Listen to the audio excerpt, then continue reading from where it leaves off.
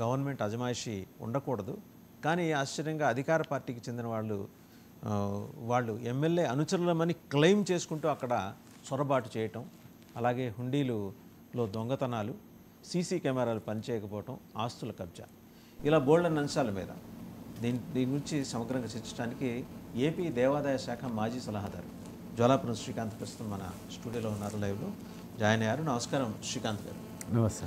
అహోబిలం మఠం గురించి మనం లాస్ట్ వీక్ కూడా మనం కొంత డిస్కస్ చేస్తున్నామండి.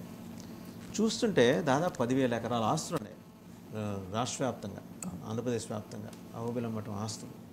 అవి ఎట్లా చేజారిపోతున్నాయి? అక్కడ దాకా వెళ్ళిపోయాం. అసలు ఆ మఠం చుట్టుపక్కల పరిసర ప్రాంతాల్లోనే ఆక్రమణలు, కబ్జాలు ఎక్కువైనాయి కదా. మొదటిగా 99 టీవీ వీక్షకులకు మీకు శుభోదయం. మొదటిగా ఈ అహోబిలం పీఠం గురించి మనం పోయినసారి చర్చించుకున్నట్ల ఇప్పుడు కూడా ప్రభుత్వంకు ఒక్కసారి మనం ఈ యొక్క వీడియోని చూసి సలహాలు కానీ సూచనలు కానీ అనుకోవచ్చు, ప్రభుత్వం దీన్ని చూసి విచారించి తగిన న్యాయం చేయాలని మీ టీవీ ద్వారా ప్రభుత్వాన్ని కోరుతున్నాను. ముఖ్యంగా మీరు దేవాలయ ఆస్తులు అన్నారు, దీంట్లో ఒక 4 భాగాలుగా తీసుకుందాం దీన్ని. ఫస్ట్ ఒకటి దేవాలయ భూములు పరిరక్షణ అనే విధానాన్ని ఒకటి, ఇంకొకటి నెక్స్ట్ టోల్ గేట్స్ అనే అంశం ఒకటి, మరి ఈ టోల్ గేట్ అయిపోయిన తర్వాత టెంకాయలు అమ్మకము, తల నీలాలు, భక్తులు సమర్పించే తల నీలాల గురించి మనము ఒక్కొక్కగా అంశం గురించి మాట్లాడుకుంటూ వద్దాం. మొదటిగా ఇక్కడ టోల్ గేట్ అనే అంశాన్ని తీసుకొని వస్తే, ఈ టోల్ గేట్ అనే అంశము గవర్నమెంట్ వారు యాక్షన్ చేస్తూ పంచాయతీ శాఖలో గ్రామ పంచాయతీ కింద దీన్ని పెట్టడం జరుగుతుంది. దాదాపు దీన్ని మనకు వైఎస్ఆర్ కాంగ్రెస్ పార్టీ ప్రభుత్వంలో ఉన్నప్పుడు 20, 21, 22, 23, 24 వరకు 5 ఏళ్లలో, ఈ యొక్క 5 ఏళ్లలో 24 మార్చి వరకు కూడా దాదాపు ఇక్కడ సంవత్సరానికి 40 లక్షల రూపాయలు యాక్షన్ ఉండేది. అంటే ఒక్కొక్క సంవత్సరానికి ఆక్షన్ వేస్తే 40 లక్షల రూపాయలు. దేనికోసం? టోల్ గేట్ కోసం. టోల్ గేట్స్ కోసం. ఈ టోల్ గేట్ మాత్రము ప్రభుత్వానికి సంబంధించినది, గ్రామ పంచాయతీకి సంబంధించినది. గ్రామ పంచాయతీ ఆదాయం గ్రామ పంచాయతీకి ప్రభుత్వానికి వెళ్తుంది. అంటే వీళ్ళు పాడుకున్న తర్వాత వీళ్ళకి వెళ్తుంది, వాళ్ళు గ్రామ పంచాయతీకి పే చేయాలి, కట్టాలి, వాళ్ళు కట్టాలి. మనం పాడుకున్న లాస్ట్ ఇయర్ ఆక్షన్ గత 4 సంవత్సరాల 5 ఏళ్లలో కూడా గత ప్రభుత్వంలో 40 లక్షల రూపాయలు సంవత్సరానికి యాక్షన్ ఉంది. 40 lakhs పర్ యానం దేవుని ప్రభుత్వానికి కట్టి తీసుకునేవాళ్ళు. లాస్ట్లో ప్రభుత్వం 24 మార్చిలో అయిపోయిన తర్వాత ఏప్రిల్, మే, జూన్ వరకు కూడా ఈ కలెక్టర్ గారు దానికి ఇంకా ప్రభుత్వం ఇంకా వాళ్ళు ఇది తీసుకొని మళ్ళీ ప్రభుత్వాన్ని నడపలేదు కాబట్టి జూన్ వరకు ఆ క్వార్టర్ నెలకి 10 లక్షల రూపాయలు పే చేసుకొని కూడా మరీ ఇచ్చారు. క్వార్టర్కి 10 లక్షలు పాత కాంట్రాక్ట్ ప్రకారం అట్లా చేసుకుంటూ వచ్చారు. కానీ దీన్ని మనం చూస్తే 24 జూన్ 29వ తారీఖు తెలుగుదేశం ప్రభుత్వంలో దీనికి ఆక్షన్ పెట్టడం జరిగింది. ఆక్షన్ పెడితే దీన్ని పాలకులు ఎవరిని రానికుండా చేసి 19,60,000 రూపాయలకు పాడుకోవడం జరిగింది. లాస్ట్ ఇయర్ 40 lakhs ఉన్నది, ఈ సంవత్సరం పెరుగుతుంది. ఈ పాలకులు కానీ ప్రభుత్వం కానీ 20 లక్షల రూపాయలు దాదాపు ఇక్కడ స్ట్రైట్ అవేగా 21 lakhs ప్రభుత్వానికి గ్రామ పంచాయతీకి లాస్ వచ్చింది. కానీ ఇక్కడ దీన్ని చూసుకుంటూ వస్తే ఇక్కడ అంతే పాలకు ఎమ్మెల్యే కానీ ఎమ్మెల్యే అనుచరులు కానీ మెయిన్ ముఖ్యంగా చేసుకోవడం ఏముంది, ఎమ్మెల్యే గారి యొక్క ఆధ్వర్యంలోనే వారు ఎవరికి చెప్పితే అది నడుస్తాయి. మళ్ళీ క్లెయిమ్ చేసుకునే పని ఏం లేదు. ఎమ్మెల్యే గారు స్ట్రైట్ అవే ఎవరికి కావాలనుకుంటే వాళ్ళకి యాక్షన్ ఇచ్చేస్తారు. కానీ వాళ్ళు ఇలా చేయడం తగదు నా ఉద్దేశం. గత ప్రభుత్వంలో ప్రభుత్వానికి 40 లక్షల రూపాయలు ఉంటే మీరు ప్రభుత్వం మారిన తర్వాత దాన్ని 19,60,000 రూపాయలకు తీసుకోవడం అనేది చాలా ప్రభుత్వానికి ఆదాయానికి గండి కొట్టినట్లే. కానీ ఇక్కడ అహోబిలంలో ఏం నడుస్తూ ఉందంటే బీ ట్యాక్స్ అనేది ఒకటి సపరేట్గా జరుగుతూ ఉంది. అంటే ఇది ప్రభుత్వ పాలకులకి బీ ట్యాక్స్ అంటారు. ఎవరైతే యాక్షన్ తీసుకున్నారో వాళ్ళు ఈ 19 లక్షలు ప్లస్ బీ ట్యాక్స్ రూపకంగా 40 లక్షలు కట్టేశారంట. 40 లక్షల రూపాయలు బీ ట్యాక్స్ రూపకంగా కట్టుకోవడం జరిగింది. అంటే దీని స్ట్రైట్ అవేగా దీన్ని ఏం చేస్తున్నామంటే దీన్ని 21 లక్ష ప్రభుత్వానికి గండి కొడుతూ ఈ ఆదాయాన్ని పాలకుల చేతిలోకి దానికి డబల్ రూపకంగా వాళ్ళకి వెళ్ళిపోయింది. ఓకే, అంటే ఈ యొక్క ట్యాక్స్ అట్లా ఆ రకంగా నడిపోయింది. కానీ 25 జూన్లో మళ్ళీ యాక్షన్ వచ్చింది. 25 జూన్లో యాక్షన్ వచ్చినప్పుడు 20,63,000 రూపాయలకు మళ్ళీ తీసుకున్నారు. అంటే ఇక్కడ కూడా దాదాపు 1 లక్ష పెంచారు. మామూలుగా సంవత్సరము 20 లక్షలు 10 లక్షలు పెరిగేది. ఈ ప్రభుత్వంలో వచ్చిన తర్వాత గత ప్రభుత్వం కన్నా 40 లక్షలు పోయింటే 19 లక్షలుగా చిల్లరకు ఒకసారి, మరి నెక్స్ట్ ఈ సంవత్సరం 25లో యాక్షన్ వేస్తే 20,63,000కు పోయింది. అంటే దాదాపు ఇక్కడ కూడా స్ట్రైట్ అవేగా దాదాపు 20 లక్షల రూపాయలు లాస్ వస్తూ బీ ట్యాక్స్ కింద 60,000 రూపాయలు వాళ్ళు చెల్లించారు. అది పాలకులకి 60 లక్షల రూపాయలు. అంటే ఇది ప్రభుత్వానికి గండి ఈ రూపకంగా, అంటే ట్యాక్స్ రూపకంగా ఈ అహోబిలము దేవస్థానంలో ఈ యొక్క గ్రామ పంచాయతీ కింద రావాల్సినది ప్రభుత్వానికి టోల్గేట్ రూపకంగా మనకు ఇక్కడ దందాలు జరుగుతున్నాయి. దాదాపు 150 రూపాయలు వసూలు చేసుకొని ఎంత వస్తుందండి రెవెన్యూ దాని మీద సంవత్సరానికి? ఇంకా మనము నాకు తెలిసి 80 లక్షలు కట్టుకున్నట్టే కదా. నాకు తెలిసి దాదాపు 80 లక్షలు వీళ్ళకే మనం అంతా ఇస్తున్నామంటే దాదాపు నియర్లీ ₹1 కోటి వరకు ఉండొచ్చు. ఓకే, లాభం లేనిదే ఎవరు వ్యాపారం చేయరు. ఉంది, దాని గురించి మనకేమి ఇబ్బంది లేదు. కానీ గత ప్రభుత్వంలో ఉన్న దానికంటే తగ్గిస్తూ అర్ధానికి అర్థం తగ్గిస్తూ ప్రభుత్వానికి గండి కొట్టడం అనేది చాలా బాధాకరమైన విషయం అని మీ టీవీ ద్వారా ప్రజలకు ప్రభుత్వానికి కూడా నేను విన్నవించుకుంటున్నాను. 4 రకాలు చెప్పారు ఇక్కడ. ఏ రకంగా స్వామివారి ఆస్తుల దోపిడీ జరుగుతోంది అనేది, అహోబిలం లక్ష్మీనరసింహ స్వామివారి ఆస్తుల దోపిడీ. ఇప్పుడు ఒకటి టోల్ ట్యాక్స్. ఇప్పుడు టోల్ ట్యాక్స్ అది ప్రభుత్వానికి. ఇప్పుడు నెక్స్ట్ వచ్చేది టెంకాయల అమ్మకం. టెంకాయల అమ్మకం 1, తల నీలాలు 1, 2 మరి వచ్చి భూముల ఆదాయం. ఈ 3 పీఠానికి దేవస్థానానికి మన పీఠము నిర్వహణకు సంబంధించిన అంశాలు ఇవి. అది స్వతంత్ర పీఠం కదా, గవర్నమెంట్ జోక్యం ఉండకూడదు దీంట్లో. కానీ పాలకుల గవర్నమెంట్ జోక్యం ఏం లేదు కానీ లోకల్గా ఎమ్మెల్యే పాలకుల యొక్క నిర్వహణ ఎక్కువ ఉంది వీరికన్నా. నిర్వహించుకున్న దానికంటే వాళ్ళు నిర్వహణ ఎక్కువ ఉంటుంది. దీంతో ఇంకా రెండో అంశం మనము టెంకాయల అమ్మకానికి వస్తాం. ఈ టెంకాయలు అనేది పీఠానికి పోతుంది. దీన్ని గత ప్రభుత్వంలో దాదాపు సంవత్సరానికి 75 లక్షల రూపాయలు ఉండింది. సంవత్సరానికి 75 లక్షల రూపాయలు కేవలం కొబ్బరికాయల అమ్మకాలకే. అక్కడ అమ్మకాలు పర్మిషన్ చేసుకోవడానికి అమ్మకాలకి గత ప్రభుత్వం అంటే గత ప్రభుత్వంలో ఎండోమెంట్స్ శాఖలో ఉన్నప్పుడు, కానీ ఎండోమెంట్స్ శాఖ నుంచి తర్వాత 2 ఏళ్ళు హైకోర్టులో నుంచి స్వామివారు తెచ్చుకొని పీఠం స్వయం పీఠంగా ప్రకటించిన తర్వాత ప్రభుత్వం హ్యాండ్ ఓవర్ చేసినప్పటికి కూడా 75 లక్షల రూపాయలతో యాక్షన్ ప్రతి సంవత్సరము పీఠానికి ఆదాయం వచ్చేది. కానీ ఇప్పుడు పీఠం వచ్చిన తర్వాత మన ఈ టీడీపీ ప్రభుత్వం వచ్చిన తర్వాత ఈ ఆదాయానికి కూడా గండి కొట్టారు. దాదాపు ఇక్కడ 75 lakhs ఇది పర్ యానం. ఏది కూడా యాక్షన్ అంతా పర్ యానమే జరుగుతుంది. ఇప్పుడు ఇదే అది మీరు చెప్పేది 2024 వరకు 75 లక్షల రూపాయలు, 2024 వరకు 75 లక్షల రూపాయలతో పర్ యానం నడిచేది.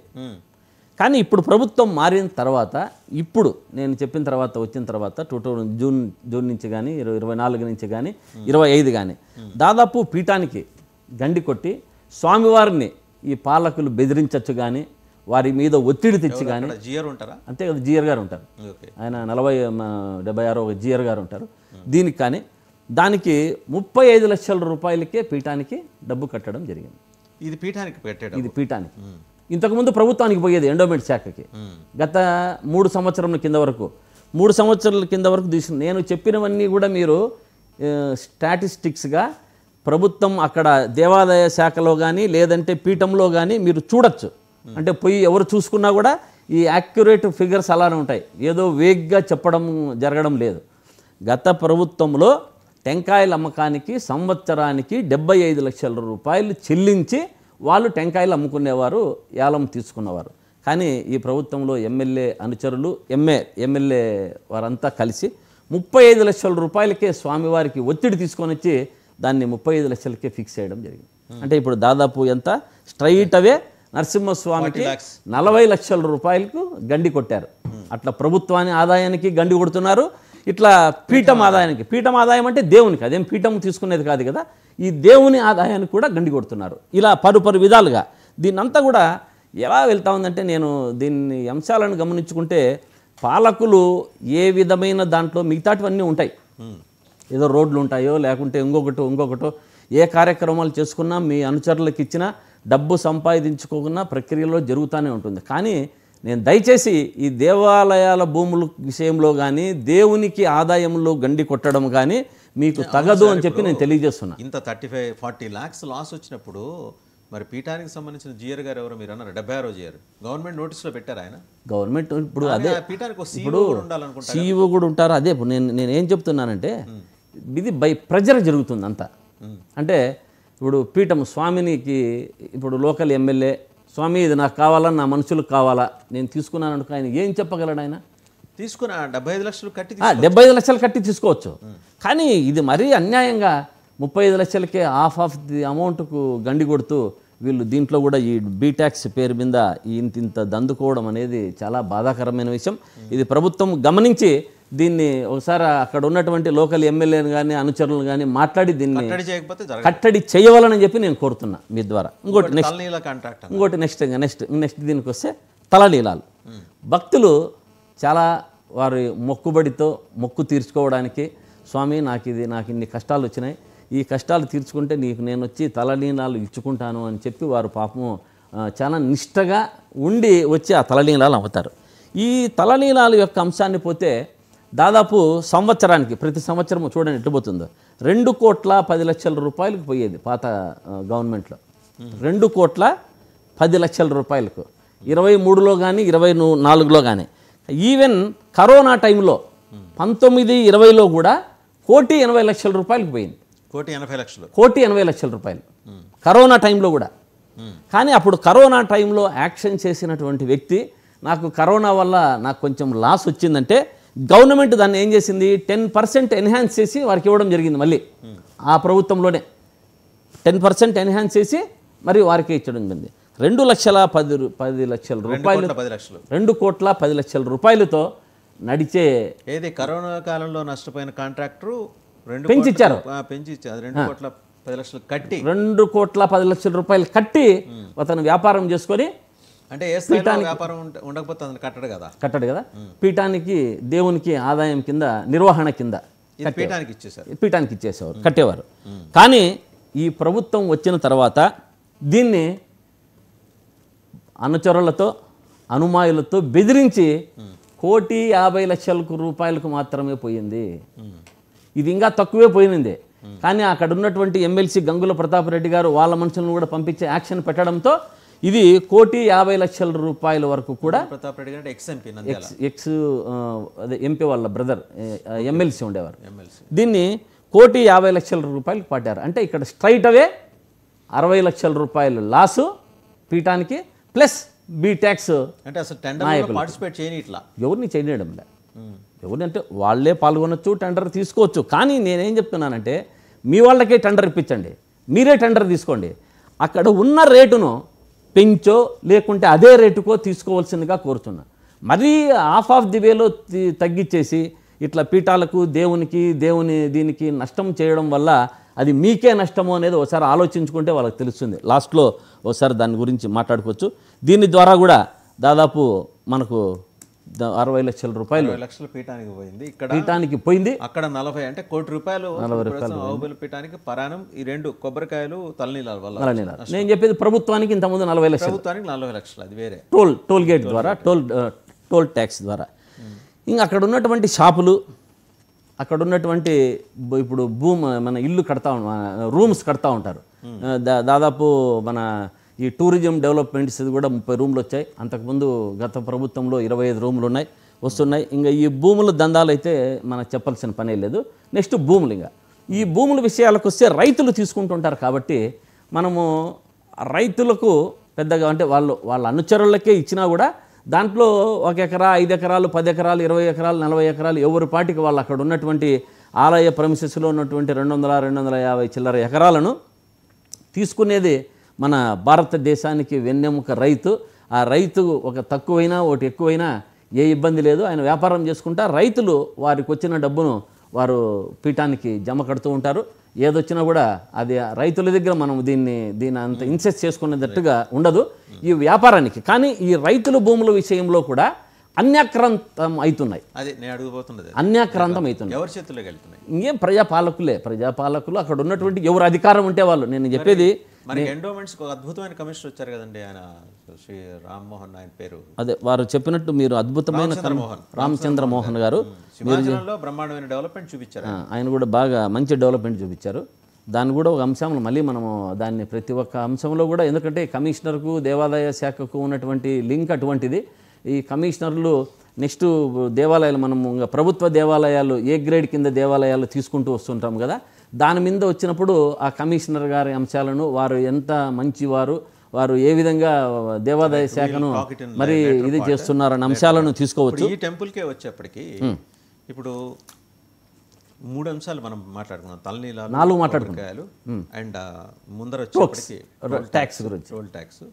అండ్ అసలు జిఆర్ని బెదిరించడం ఏంటంటే నాకు అర్థం కాదు.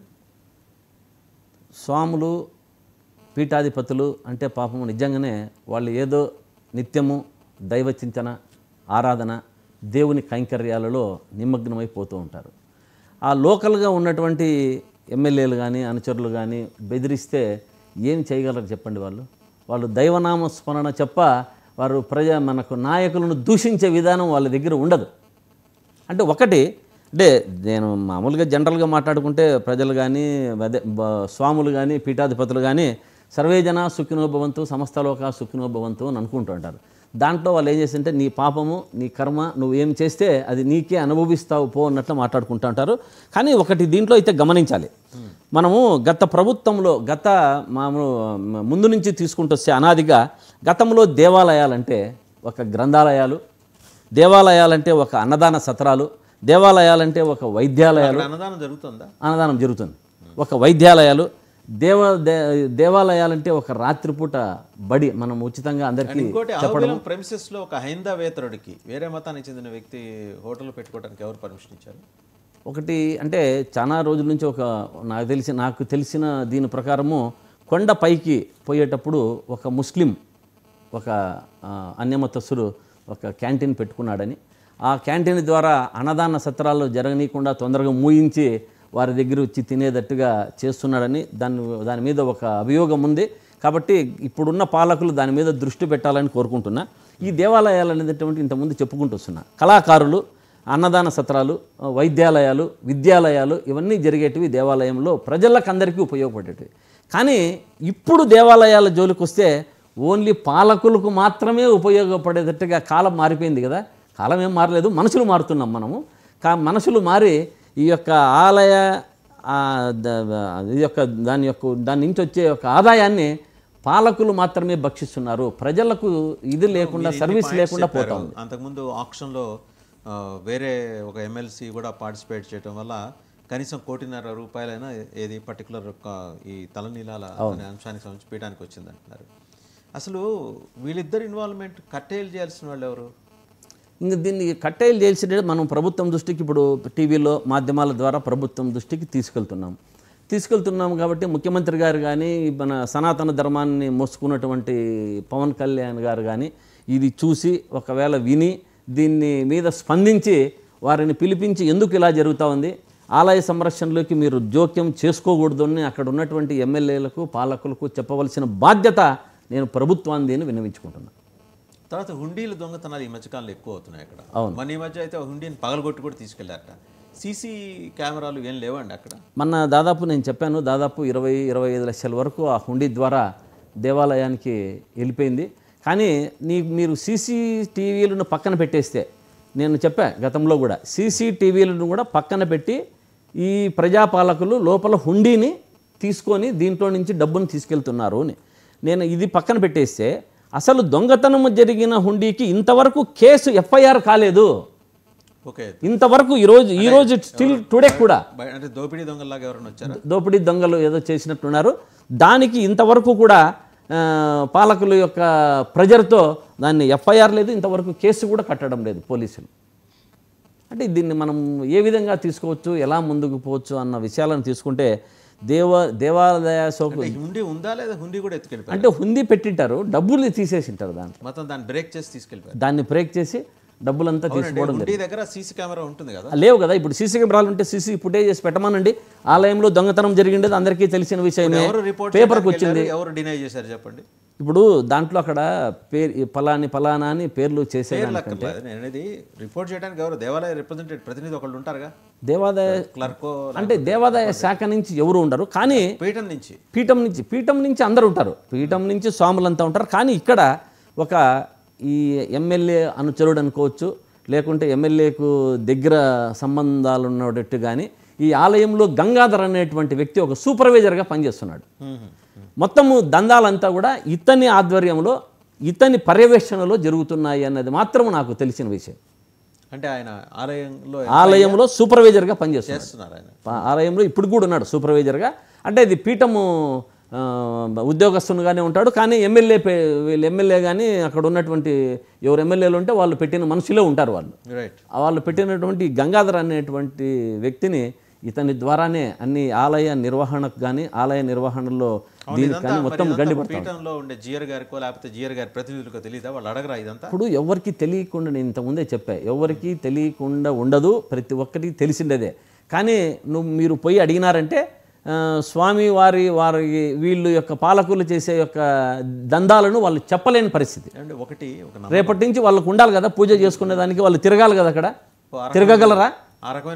తిరగగలరా చెప్పండి? తిరగలేని పరిస్థితి.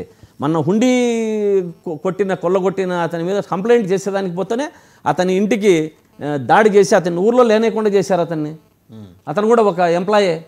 ఇప్పుడు లేడు, అతను వెళ్ళిపోయినాడు అక్కడ ఊర్లో నుంచి వెళ్ళిపోయాడు, పంపించేశారు. అటువంటి పరిస్థితి దుస్థితి అక్కడ ఉంది. కానీ ఆలయం యొక్క దీన్ని పాలకులు దేవాలయం కానీ గండి కొట్టుతున్నప్పుడు ఈ దేవాలయాల నుంచి వచ్చే డబ్బు అంటే మనకు అనాదిగా ముందు నుంచి వస్తూ ఉంటుంది. దాన్ని తీసుకోవడం వల్ల, దాన్ని తినడం వల్ల వచ్చే జన్మలో కుక్కలై పుడతారనేది బాగా గమనించాలంతా కూడా. ఇప్పటికి బాగానే ఉంటుంది. దేవుని దృష్టిలో నీకు శిక్ష అనుభవించాల్సిందే తప్పదు. ఈరోజు తప్పించుకున్నా మనం అక్కడికి వెళ్ళిన తర్వాత ఈ శిక్ష మనకు వచ్చే జన్మలో అయినా తప్పదు. అది గమనించాలి. ఉండదని మనం అనుకుంటున్నాము, కానీ అది తప్పకుండా ఉంటుంది. దేవాల వెంకన్నతో ఇలా పెట్టుకున్న వాళ్ళు ఏమైపోయారు ఇంతకుముందు చూసాం తప్పకుండా. చాలా అంటే అక్కడ ఆలయంలో తప్పకుండా చోరీలకు పాల్పడిన వాళ్ళు, రకరకాలుగా అక్రమాలకు పాల్పడిన వాళ్ళు, వాళ్ళు ఏంటంటే వాళ్ళ వంశాలు కూడా పోయిన సందర్భాలు మనకు తెలుసు. అవును. మరి అహోబిలం స్వామితో పెట్టుకుంటున్నారు. గవర్నమెంట్ అయితే దీని మీద దృష్టి పెట్టాలి. దీని మీద గవర్నమెంట్ ప్రత్యేకమైన దృష్టి పెట్టాలి. మనం ఈరోజు రెండవ కథనం, ఈ రెండవ కథనంలో నేను స్ట్రాటజీ ప్రకారం మీకు అక్కడ ఏమి జరిగిందని కూడా అన్నీ చెప్పుకుంటూ వచ్చా. ఇది రికార్డెడ్ ఇన్ గవర్నమెంట్ దేవాలయం ఆల్సో. దేవాలయంలో కూడా రికార్డ్ అయింటుంది, మీకు ప్రభుత్వంలో కూడా రికార్డ్ అవుతుంది. గతంలో ఎంత ఉంది, ఇప్పుడు ఎంత నడుస్తుంది, గతంలో ప్రభుత్వం వేలం ఎంత ఉంది, భూములు ఎంత పోయినాయి, గతంలో తలడీనాలు ఎంత పోయినాయి, ఇప్పుడు ఎంత పోతున్నాయి, గతంలో టోల్ ట్యాక్స్ ఎంత పోతుంది, ఇప్పుడు ఎంత పోతుంది అని ప్రతి ఒక్కటి కూడా, గతంలో గ్రామ పంచాయతీలో ఎంత తీసుకుంటున్నారు, ఇప్పుడు ఎంత పోయింది అనేది ప్రతి ఒక్కటి కూడా రికార్డెడ్గా ఉంది. జ్వాలాపురం శ్రీకాంత్ గారు. సో చూసాం కదా, అంటే దేవాలయాల్లో జరుగుతున్న అక్రమాలు, అలాగే అన్యాయాలు, దౌర్జన్యాలు, వీటి మీద మొదలెట్టిన సిరీస్లో భాగంగా అహోబిలంలో ఆలయంలో జరుగుతున్న అవకతవకలు, ఆలయం చుట్టుముట్టి జరుగుతున్న అవకతవకల మీద ఇది రెండవ కథనం. జ్వాలాపురం శ్రీకాంత్ గారు, దేవాదాయ శాఖ మాజీ సలహా